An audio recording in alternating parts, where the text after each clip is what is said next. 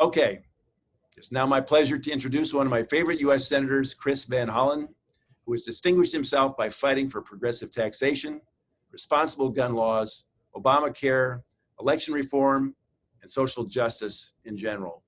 His presence here today demonstrates the importance of electing Al Gross and of retaking control of the United States Senate and of our country. Senator Van Hollen, take it away. Well, thanks so much for that introduction. Even more importantly, thank you for all you're doing to help us elect a Democratic majority in the United States Senate so we can get about the business of doing important work for the American people. And I want to thank 31st Street Swing Left and all the organizers, to my friend Marcy Frosch, who reached out and asked me to participate. I want to thank you, and it was an enthusiastic yes, because I believe we need to be competing with good candidates in every state in the country, and we have a terrific candidate in Al Gross. So, as all of you know, this is really a win-win.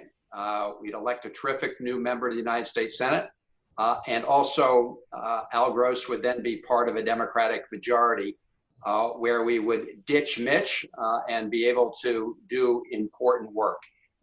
If we didn't already have a reason for ditching Mitch, even the last 48 hours would give the majority of Americans, and I believe the great majority of Alaskans, a reason to make sure we have a new Democratic majority in the United States Senate. Think of what just happened. Mitch McConnell has refused to even engage in negotiations on the next round of an emergency package to help Americans who are hurting because of COVID-19, hurting both because of the spread and impact of the virus, and hurting because of the economic fallout that has happened because of the important precautions, safety precautions we need to take. And Mitch McConnell has been AWOL. He hasn't even participated in the negotiating room because he says half of his Republican senators aren't for anything at all. And so he's contracted out his negotiating authority to the White House and Mark Meadows, and we saw what happened there. You have a president of the United States whose priority is not additional help for working Americans, but a tax break for 3 martini lunches for corporate executives. So we desperately need a Democratic majority in the United States Senate to work with the next president of the United States, Joe Biden, so that we can really get about the important business of tackling key issues in front of the country, everything from wealth and income inequality to racial and social justice, to making sure we protect our environment and deal with climate change in an effective way. And to do that, we both need a majority, and we need a senator from Alaska who will have those priorities.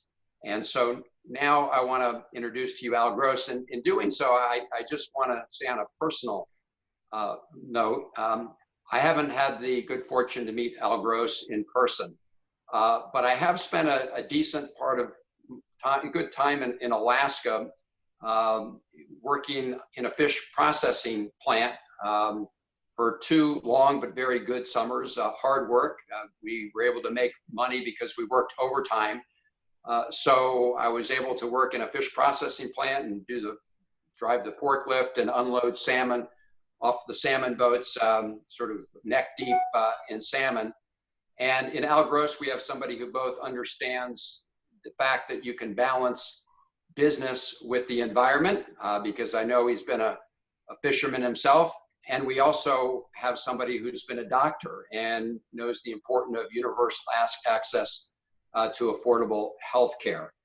And if you look at his positions in terms of protecting the environment, he will do that. And when it comes to making sure that we have universal affordable health care for everyone, that's a priority for his too, especially important when we have the Trump administration and Republicans in court trying to get rid of the Affordable Care Act and protections for people with pre-existing conditions rather than building on the Affordable Care Act, as so many of us want to do. So this is a win-win for Alaska. It's a win-win for the country. We need to dump Trump and ditch Mitch, and Al Gross will be an important part of that victory night and victory celebration. So, ladies and gentlemen, I know you're here to listen to the next senator from the great state of Alaska, Al Gross. Well, thank you very much, Senator. Can you all hear me? Can you hear me? Yeah, We can. Okay, great. I somehow lost visual, but my daughter, who's a comp sci genius, is not available to bail me out. So thank you so much, Senator, and thank you, Dre and Lisa, and all of you for organizing and being part of this and contributing to it. It's a huge event, and you look like a great group of people. I know a lot of you want me to tell brown bear stories, but instead I'm going to tell you how I'm going to win the U.S. Senate race. And my name's Al Gross, and I'm running for the U.S. Senate up here in Alaska. I'm a lifelong Alaskan. I'm an independent. I'm a commercial fisherman. I'm also an orthopedic surgeon and have a master's in public health. And I've got very deep connections to the state through my family. I didn't like the direction that my state or my country's going, and so I stepped up to do this because I'm a doctor who cares about things like that, and because I saw a wide open lane to win this race. And I was born and raised in Juneau, as some of you know. My mom and dad met each other at the University of Michigan in Ann Arbor, and mom and dad moved to Alaska right after statehood in 1959. Dad joined the newly formed Department of Law as a special assistant to fisheries, but he was appointed by or got there through a freshman representative from NACNIC by the name of Jay Hammond. And Jay Hammond and my dad stayed friends for 50 or 60 years, and Jay was a Republican. Dad was a liberal Democrat. Jay went on to become a legendary governor of the state and appointed my father to be his attorney general. And together, Dad and Jay created some of the greatest programs the state has ever seen, including the Oil Sovereign Wealth Fund and the Universal Basic Income Check and many other programs here in the state. He used to teach civil rights law to high school students in the living room when I was a kid. And my mom was equally engaged with the state. She founded the Alaska League of Women Voters. She was the founding director of the United Fishermen of Alaska, the big umbrella organization that oversees all the fishing groups. And she was also the founding director of the Alaska European office in Copenhagen. And shortly after my mom and dad moved to Alaska, my dad was actually at a law conference with us, and we lived in this small little house just at the base of Mount Juneau.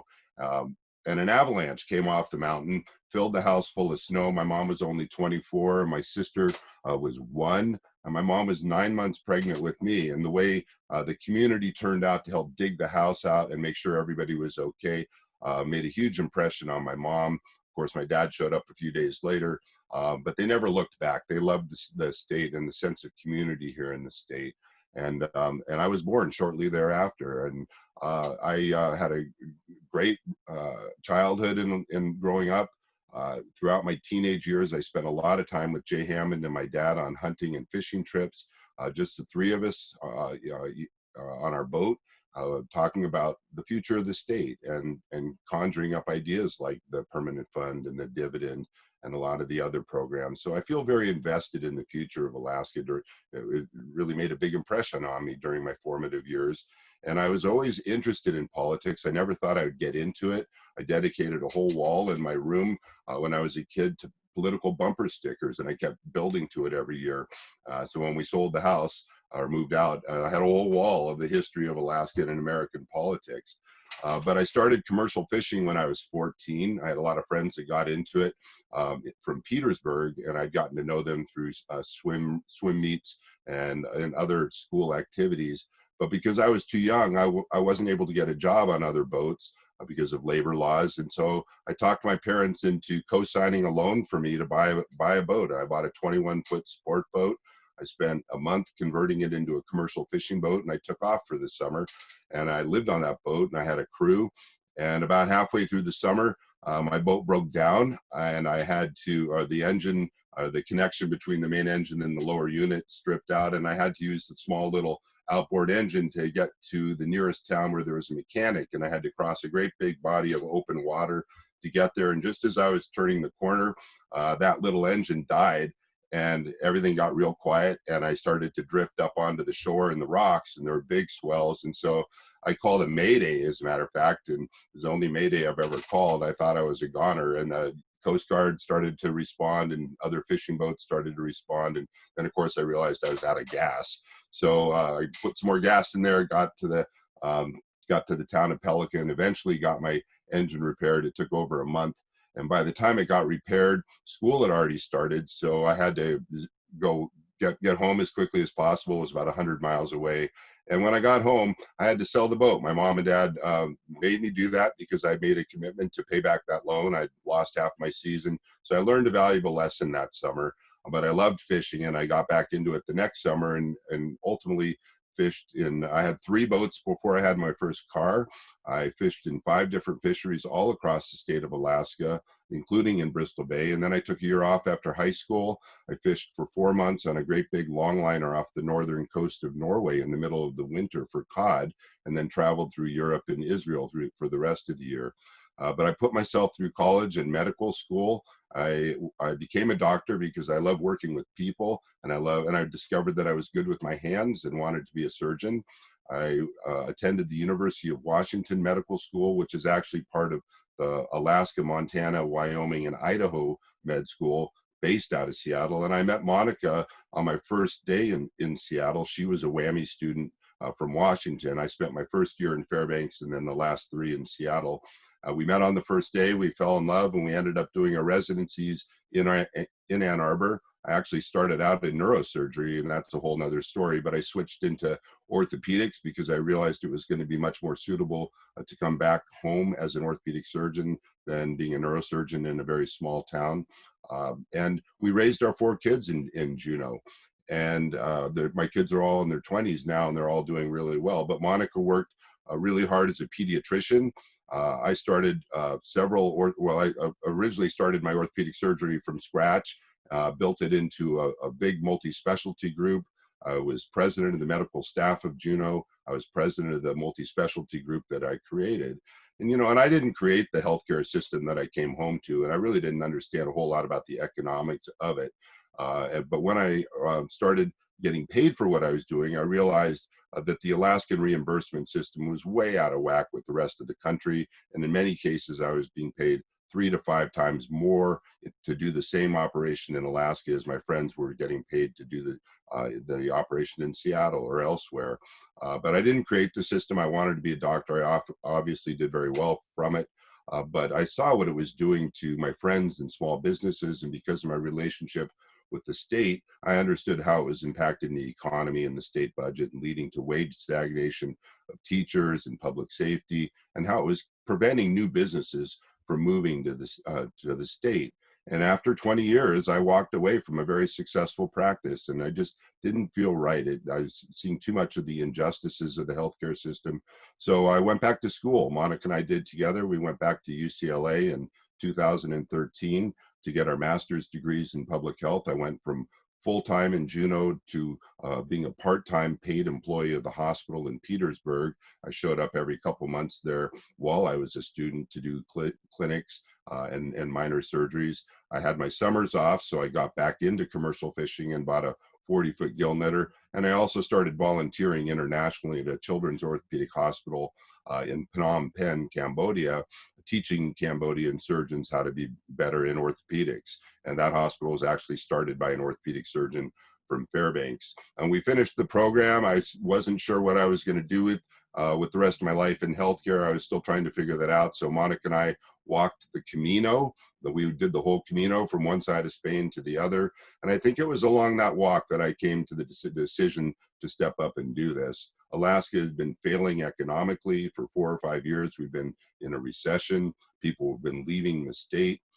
Sullivan, who's got almost nothing to do with Alaska, was showing no leadership for the state. And then when he turned his back on the healthcare issue, when it came up in the Senate and offered no replacement for the Affordable Care Act, it really showed to me that not only did he not care about healthcare, but he didn't understand its relationship to the state. And I obviously got very deep connections to the state, and I've been following the politics of the state since I was a young kid. And it was a wide open avenue for me to step up and win this race. And I do care, back when I did it, Alaska was more of a pressing issue in my mind. Right now with COVID-19 and with Trump at the helm, I think national issues are more important, or certainly as important as the state. So I'm very excited to be in this position. I think we are going to win this race. I sure appreciate your help. And if you can contribute more, please do, because our budget to win is so much lower than any of the other viable Senate races across the country. And your money will go to the field. We're already fully funded for our media program. And my campaign manager and my deputy campaign manager will talk with you about more of the mechanics of how we're going to win the race. But I really do believe we are going to win the race. And I'm a really hard worker, and I've worked my butt off all through college and medical school and as a doctor, and I'm going to work really hard as a United States Senator too. So I'm excited to be in this position. One thing that wasn't mentioned is that I was college classmates and friends with Senator Chris Coons from Delaware. And when I first thought about doing this, I reached out to Chris, whom I hadn't spoken with in a long time, and he gave me some good advice, which was to clear the field in the primary so I don't get involved in a contentious drag-out fight. And Alaska's got a very late primary. It's August 18th. So Monica and I moved from Southeast Alaska to Anchorage 3 years ago, and I started networking with all the leaders of the state, many of whom I've known since I was a very young kid. And of course, the first phone call I made was to Mark Baggage. Our families go way back, and we've known each other since we were kids. And I wanted to make sure that I would get the full support of people that could or might be thinking about running against Sullivan. And they all lined up behind me on this. And we got the endorsement of the Alaska Democratic Party, effectively sealing the primary. And two people jumped in at the very last second on the last day. They've raised no money. They have no website. They're essentially not running for office. We will win the primary by a lot. So it's really all about beating Sullivan at this point. And it was a lot of legwork on my part, and a lot of meetings, a lot of phone calls, and flying all over the state setting this up. But I've been very passionate about wanting to beat Sullivan for really close to 3 years. And and no one tapped me on the shoulder to do this. I'm not Chuck Schumer's handpicked candidate, as Sullivan's emails seem to imply. I did this because I really care. So thank you very, very much. And I guess we'll move on from there.